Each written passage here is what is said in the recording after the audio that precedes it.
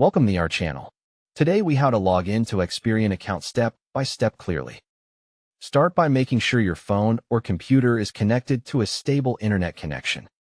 Open a trusted web browser like Chrome, Safari, Edge, or Firefox. In the address bar, type Experian.com and press enter.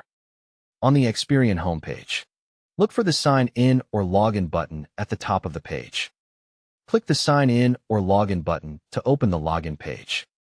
If you see multiple options, choose the one for your personal Experian account. Click inside the email or username field. Type the email address you used when you created your Experian account. Click inside the password field. Type your password carefully, paying attention to uppercase and lowercase letters. If you want to see what you are typing, use the eye icon to show or hide the password. Check that your email and password are correct before continuing. Click the Login or Sign In button to submit your details. Wait a few seconds while Experian verifies your information. If Experian asks for a security code, choose how you want to receive it, such as SMS or email. Open your text messages or email inbox to find the verification code. Return to the Experian page and enter the code exactly as shown. Click Verify or continue to complete the security check.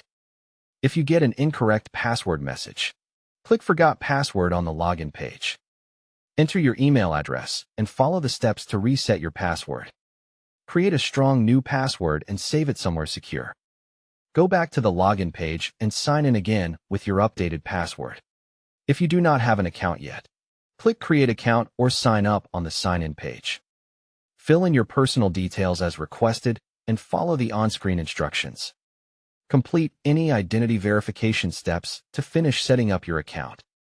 After you log in, confirm you see your account dashboard or profile page. If the page does not load properly, refresh the page or try a different browser. For ongoing issues, use the Help or Contact option on Experian's website for support. Don't forget to like this video and subscribe to our channel for more step-by-step tech guides.